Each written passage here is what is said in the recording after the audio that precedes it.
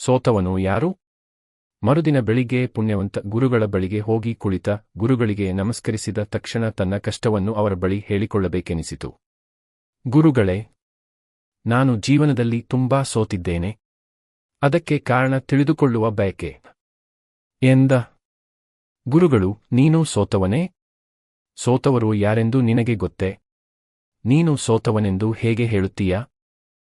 ನನ್ನ ಜೀವನದಲ್ಲಿ ಎಷ್ಟೇ ಪ್ರಯತ್ನಿಸಿದರೂ ಗುರಿ ಮುಟ್ಟಲು ಸಾಧ್ಯವಾಗಲಿಲ್ಲ. ಗುರುಗಳು, ನಿನ್ನ ಗುರಿ ಏನೆಂದು ನಾನು ಕೇಳುವುದಿಲ್ಲ, ಆದರೆ ಗುರಿ ಮುಟ್ಟಲು ಹೊರಟವನು ಎಂದಿಗೂ ಸೋಲಲು ಸಾಧ್ಯವಿಲ್ಲ. ನಾನೊಂದು ಗುಮ್ಮಟ ಕಟ್ಟಲು ನಿರ್ಧರಿಸಿದೆ.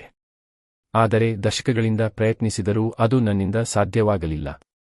ಗುರುಗಳು, ಸೋತ ತಕ್ಷಣ ನಿನ್ನ ಗುರಿಯಿಂದ ಹಿಂದೆ ಸರಿದೆಯಾ? ಇಲ್ಲ ಗುರುಗಳೇ, ಪ್ರತಿ ಬಾರಿ ಸೋತಾಗಲೂ ನನ್ನ ಗುಮ್ಮಟ ಕಟ್ಟುವ ಕನಸನ್ನು ಹೆಚ್ಚಿಸಿಕೊಳ್ಳುತ್ತಾ ಬಂದೆ. ಈಗ 100 ಬಾರಿ ಸೋತಿದ್ದೇನೆ. 101 ಗುಮ್ಮಟಗಳನ್ನೇ ಕಟ್ಟಬೇಕೆಂಬ ನಿರ್ಧಾರ ಮಾಡಿದ್ದೇನೆ.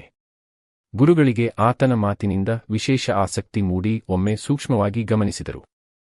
ಪ್ರಪಂಚದ ಕೆಡುಕುಗಳನ್ನೇ ಅರಿಯದ ಮುಗ್ಧವಾದ ಮುಖ, ಆ ಮುಖದಲ್ಲಿಯೂ ಇರುವ ಬಳಲಿಕೆಯನ್ನು ಗುರುಗಳು ಗಮನಿಸಿದರು. ಸರಿಯಾದ ನಿರ್ದೇಶನದ ಕೊರತೆ ಈತನಿಗಿದೆ ಎಂಬುದನ್ನು ಮೊದಲ ನೋಟದಲ್ಲಿಯೇ ಗುರುಗಳು, ಗುರಿ ಮುಟ್ಟಬೇಕೆಂದರೆ ಒಬ್ಬ ಗುರು ಬೇಕು. ನಿನ್ನ ಜೀವನದಲ್ಲಿ ಆ ಗುರು ಯಾರು? ಪುಣ್ಯವಂತ ಯೋಚಿಸಿದ. ತನ್ನ ಶಾಲಾ ಶಿಕ್ಷಕರನ್ನು ತಾನು ಎಂದಿಗೂ ಗುರುಗಳು ಎಂದು ಭಾವಿಸಿಲ್ಲ, ಏಕೆಂದರೆ ಅವರು ಕೇವಲ ಶಿಕ್ಷಕರು. ತನ್ನ ಗುರಿಯನ್ನು ಅವರೆದುರು ಹೇಳಿಕೊಳ್ಳಲಿಲ್ಲ, ಕಾಲೇಜಿನಲ್ಲಿಯೂ ಆಪ್ತರಿರಲಿಲ್ಲ. ಹೀಗಾಗಿ ತನ್ನ ಗುರುಗಳೆಂದು ಯಾರನ್ನೂ ಆಯ್ಕೆ ಮಾಡಿಕೊಂಡಿರಲಿಲ್ಲ. ನಂತರ ಪುಣ್ಯವಂತ, ಇದುವರೆಗೆ ನಾನು ಯಾರನ್ನೂ ಗುರುಗಳೆಂದು ಸ್ವೀಕರಿಸಿಲ್ಲ, ಇನ್ನು ಮುಂದೆ ನೀವೇ ನನ್ನ ಗುರುಗಳು ಎಂದ. ಗುರುಗಳು ನಗುತ್ತಾ, ಯಾವುದೇ ನಿರ್ಧಾರವನ್ನು ತೆಗೆದುಕೊಳ್ಳುವ ಮುನ್ನ ಯೋಚಿಸು, ನಿರ್ಧಾರ ತೆಗೆದುಕೊಂಡ ನಂತರ ಯೋಚಿಸಬಾರದು, ಕೇವಲ ಆ ನಿರ್ಧಾರಕ್ಕೆ ಬದ್ಧವಾಗಿರಬೇಕು ಎಂದರು. ಮತ್ತೆ ಪುಣ್ಯವಂತ, ನೀವೇ ನನ್ನ ಗುರುಗಳು ಎಂದು ತೀರ್ಮಾನಿಸಿದ್ದೇನೆ ಎಂದ. ಗುರುಗಳು ನಗುತ್ತಲೇ, ಚಿಂತನೆ ನಡೆಸದೆ ನಿರ್ಧಾರ ತೆಗೆದುಕೊಳ್ಳುವುದು ಒಂದು ಅಪರಾಧ. ನನ್ನನ್ನೇ ನಿನ್ನ ಗುರುಗಳನ್ನಾಗಿ ಸ್ವೀಕರಿಸಿದರೆ ನನಗೆ ಯಾವ ಸಂತೋಷವೂ ಇಲ್ಲ, ದುಃಖವೂ ಇಲ್ಲ. ನನ್ನನ್ನು ಗುರುಗಳೆಂದು ಸ್ವೀಕರಿಸಿದರೆ ನನ್ನ ಆಜ್ಞೆಯನ್ನು ನೀನು ಸ್ವೀಕರಿಸಲೇಬೇಕಾಗುತ್ತದೆ. ನನ್ನ ಆಜ್ಞೆಗಳು ಕೆಲವೊಮ್ಮೆ ನಿನ್ನ ಇಷ್ಟಕ್ಕೆ ವಿರುದ್ಧವಾಗಿದ್ದರೂ ಪಾಲಿಸುವುದು ನಿನ್ನ ಕರ್ತವ್ಯವಾಗಿರುತ್ತದೆ. ಅದಕ್ಕಿಂತ ಮುಖ್ಯವಾಗಿ ಆಲೋಚನೆ ಮಾಡದೆ ತಕ್ಷಣಕ್ಕೆ ನಿರ್ಧಾರ ತೆಗೆದುಕೊಳ್ಳುವವರನ್ನು ನಾನು ದ್ವೇಷಿಸುತ್ತೇನೆ ಎಂದರು. ಆತನಿಗೆ ಗುರುಗಳ ಮಾತು ಮತ್ತು ಉದ್ದೇಶ ಅರ್ಥವಾಗಿತ್ತು. ಗುರುಗಳಿಗೆ ನಮಸ್ಕರಿಸಿ ಹೊರಡಲು ಸಿದ್ಧನಾದ. ಆಗ ಗುರುಗಳು, ಜೀವನದಲ್ಲಿ ನೀನು ಏನನ್ನೇ ಕಲಿಯಬೇಕಾದರೂ ಗುರುಗಳು ಮುಖ್ಯ. ಆದರೆ ಗುರುಗಳ ಬಳಿ ಕುಳಿತಾಗ ಗುರು ಬ್ರಹ್ಮ, ಗುರು ವಿಷ್ಣು, ಗುರುದೇವೋ ಮಹೇಶ್ವರ, ಗುರು ಸಾಕ್ಷಾತ್ ಪರಬ್ರಹ್ಮ ತಸ್ಮಶ್ರೀ ಗುರುವೇ ನಮ ಎಂಬಂತೆ ನಡೆದುಕೊಳ್ಳಲು ಸಿದ್ಧನಿರಬೇಕು. ಗುರುಗಳು ಏನನ್ನಾದರೂ ಹೇಳುವಾಗ ಅದೆಲ್ಲ ನನಗೆ ಗೊತ್ತು ಎಂಬ ಭಾವನೆ ನಿನ್ನಲ್ಲಿ ಮೂಡಿದರೆ ನಂತರ ನಿನ್ನಿಂದ ಏನನ್ನೂ ತಿಳಿದುಕೊಳ್ಳಲು ಸಾಧ್ಯವಿಲ್ಲ. ಗುರುಗಳು ಹೇಳುವ ವಿಚಾರದಲ್ಲಿ ನಿನ್ನ ಅಭಿಪ್ರಾಯ ಭೇದವಿದ್ದರೂ ಅದನ್ನೆಲ್ಲ ಬದಿಗಿರಿಸಿ ಗುರುಗಳ ಮಾತೆ ವೇದ ವಾಕ್ಯ ಎನ್ನುವಂತಿದ್ದರೆ ಮಾತ್ರ ನೀನು ಗುರುಗಳನ್ನು ಪಡೆದುಕೊಳ್ಳಲು ಸಾಧ್ಯ. ನೀನು ಅದಕ್ಕೆ ಸಿದ್ಧನಿದ್ದೀಯಾ ಎಂದರು. ಪುಣ್ಯವಂತ ಒಪ್ಪಿಗೆಯಿದೆ ಎನ್ನುವಂತೆ ತಲೆಯಾಡಿಸಿದ. ಗುರುಗಳು, ನೀನು ಉಸಿರಾಡುವ ಗಾಳಿ ಶುದ್ಧವಾಗಿದೆಯಾ ಎಂದು ಪ್ರಶ್ನಿಸಿದರು. ತಕ್ಷಣ ಪುಣ್ಯವಂತ ಇಲ್ಲ ಎಂದ. ತಕ್ಷಣವೇ ಗುರುಗಳು ಶುದ್ಧವಾಗಿದೆ ಎಂದು ಜೋರಾಗಿ ಹೇಳಿದರು.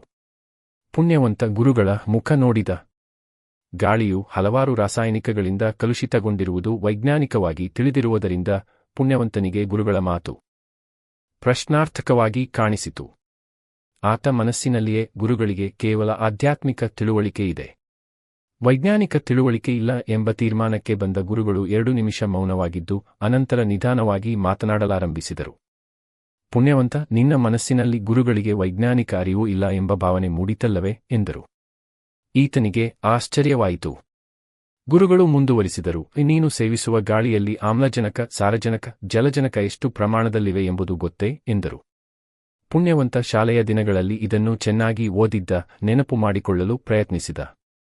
ಆದರೆ ನೆನಪಾಗಲಿಲ್ಲ. ಪುಣ್ಯವಂತ ಮೌನವಾದ. ನಂತರ ಗುರುಗಳು 56 ಸಾರಜನಕ, 14 ಆಮ್ಲಜನಕ ಹೀಗೆ ಹೇಳುತ್ತಿದ್ದರೆ ಪುಣ್ಯವಂತ ಗುರುಗಳನ್ನೇ ಆಶ್ಚರ್ಯದಿಂದ ನೋಡುತ್ತಿದ್ದಾನೆ. ಅಲ್ಲೊಂದು ನೀರು ತುಂಬಿದ ಬಾಟಲಿ ಇತ್ತು. ಅದನ್ನು ಕೈಗೆ ಎತ್ತಿಕೊಂಡ ಗುರುಗಳು, ಈ ಬಾಟಲಿಯಲ್ಲಿ ನೀರು ತುಂಬಿದೆ ಅಲ್ಲವೇ ಎಂದರು. ಪುಣ್ಯವಂತ ಹೌದು ವಿಂದ. ಗುರುಗಳು ಅದರಲ್ಲಿದ್ದ ಅರ್ಧದಷ್ಟು ನೀರನ್ನು ಕುಡಿದು, ಈಗ ಹೇಳು ಎಂದರು. ಪುಣ್ಯವಂತ, ಅರ್ಧ ಬಾಟಲಿ ಖಾಲಿಯಾಗಿದೆ ಎಂದ ಗುರುಗಳು, ನೀನು ನಿರಾಶಾವಾದಿ. ಆದರೂ ನಾನು ಆಶಾವಾದಿ ಎಂದೇ ನೀನು ಯಾವಾಗಲೂ ಯೋಚಿಸುತ್ತೀಯಾ? ಏಕೆಂದರೆ ಬಾಟಲಿಯಲ್ಲಿ ಅರ್ಧ ನೀರು ಖಾಲಿಯಾಗಿದೆ ಎಂಬುದಕ್ಕಿಂತ ಬಾಟಲಿಯಲ್ಲಿ ಅರ್ಧ ನೀರು ತುಂಬಿದೆ ಎಂದು ಹೇಳಬಹುದಲ್ಲವೇ? ಅರ್ಧ ನೀರು ಖಾಲಿಯಾಗಿದೆ ಎಂಬುದು ನಿರಾಶಾವಾದ, ಅರ್ಧ ತುಂಬಿದೆ ಎಂದು ಹೇಳುವುದು ವಾಸ್ತವವಾದ. ಈಗಲೂ ಬಾಟಲಿ ಪೂರ್ತಿಯಾಗಿ ತುಂಬಿದೆ ಎಂಬುದೇ ಸತ್ಯ ಎಂದರು. ಈಗ ಮಾತ್ರ ಪುಣ್ಯವಂತನಿಗೆ ಗುರುಗಳು ನನ್ನ ಬಳಿ ಬೇಕೆಂತಲೇ ಸುಳ್ಳು ಹೇಳುತ್ತಿದ್ದಾರೆ ಎನಿಸಿತು. ಗುರುಗಳು ಸ್ವಲ್ಪ ತಡೆದು, ನಾನು ಹೇಳಿದ್ದು ನಿನಗೆ ಸರಿ ಎನಿಸುತ್ತಿದೆಯೇ ಎಂದರು. ಪುಣ್ಯವಂತ ಯೋಚಿಸಿದ, ಒಪ್ಪಿಕೊಳ್ಳಲು ಸಾಧ್ಯವಾಗುತ್ತಿಲ್ಲ ಗುರುಗಳೇ ಎಂದು. ಗುರುಗಳು, ಹಾಗಾದರೆ ನಿನಗಿನ್ನೂ ಗುರುಗಳನ್ನು ಪಡೆದುಕೊಳ್ಳುವ ಅರ್ಹತೆ ಬಂದಿಲ್ಲ, ಈಗ ಹೊರಡುವೆ ಎಂದರು. ಪುಣ್ಯವಂತನಿಗೆ ಅವಮಾನವಾದಂತಾಯಿತು. ಮೌನವಾಗಿ ಪುಣ್ಯವಂತ ಅಲ್ಲಿಂದ ಹೊರಡುವುದರಲ್ಲಿದ್ದ ಗುರುಗಳು, ಬಾಟಲಿಯಲ್ಲಿ ಅರ್ಧ ನೀರಿದೆ, ಅರ್ಧ ಗಾಳಿಯಿದೆ, ಅಂದರೆ ಬಾಟಲಿ ಸಂಪೂರ್ಣವಾಗಿ ತುಂಬಿದೆ ಅಲ್ಲವೇ ಎಂದರು. ಪುಣ್ಯವಂತನಿಗೆ ಗುರುಗಳ ಯೋಚನಾ ಮಾರ್ಗವನ್ನು ಕಂಡು ಆಶ್ಚರ್ಯವಾಯಿತು. ಯೋಚಿಸದೆ ನಿರ್ಧಾರ ತೆಗೆದುಕೊಳ್ಳುವವರು ನನಗೆ ಇಷ್ಟವಾಗುವುದಿಲ್ಲ, ಈಗ ನೀನು ಹೊರಡುವೆ ಎಂದು ಮತ್ತೊಮ್ಮೆ ಆಜ್ಞೆ ಮಾಡುವ ಶೈಲಿಯಲ್ಲಿ ಹೇಳಿದರು. ಅಲ್ಲಿಂದ ಹೊರಟ ಪುಣ್ಯವಂತನ ಮನಸ್ಸಿನಲ್ಲಿ ಪುಸ್ತಕದಲ್ಲಿ ಬರೆದಿರುವಂತೆಯೇ ನಾನು ಬಯಸಿದ್ದೇ ನನಗೆ ಸಿಗುತ್ತದೆ ಅನಿಸಲಾರಂಭಿಸಿತು. ಅವನಿಗೆ ಬೇಕಾದ ಗುರುಗಳು ಸಿಕ್ಕಿದ್ದರು. ಅಂದು ರಾತ್ರಿ ಅವನಿಗೆ ನಾನು ಮದುವೆ ಮಾಡಿಕೊಳ್ಳುವ ಸಂದರ್ಭದಲ್ಲಿ ನನ್ನ ಗುಮ್ಮಟ ಕಟ್ಟಲು, ವ್ಯವಹಾರ ನೋಡಿಕೊಳ್ಳುವ ಹೆಂಡತಿಯನ್ನು ಬಯಸಿದ್ದೇನೆ ಹೊರತು ಪ್ರೀತಿ ಕೊಡುವ ಹೆಂಡತಿ ಬೇಕೆಂದು ಬಯಸಲಿಲ್ಲ. ಮದುವೆಯ ನಂತರ ಆಕೆ ನಾನು ಬಯಸಿದ್ದನ್ನೇ ಮಾಡಿದ್ದಳು. ಮದುವೆಯ ನಂತರ ನಾನು ಪ್ರೀತಿ ಬೇಕೆಂದು ಪರಿತಪಿಸಿದರೆ ಅದು ಸಿಗಲಿಲ್ಲ. ಇದರಲ್ಲಿ ಹೆಂಡತಿಯ ತಪ್ಪಿಲ್ಲ ಎಂಬ ಭಾವನೆ ಆವರಿಸಿಕೊಳ್ಳತೊಡಗಿತು. ವಿಭಿನ್ನ ಚಿಂತನೆ, ವಿಭಿನ್ನ ಪ್ರಯತ್ನವೇ ನಿನ್ನ ಯಶಸ್ಸಿನ ಮೂಲ.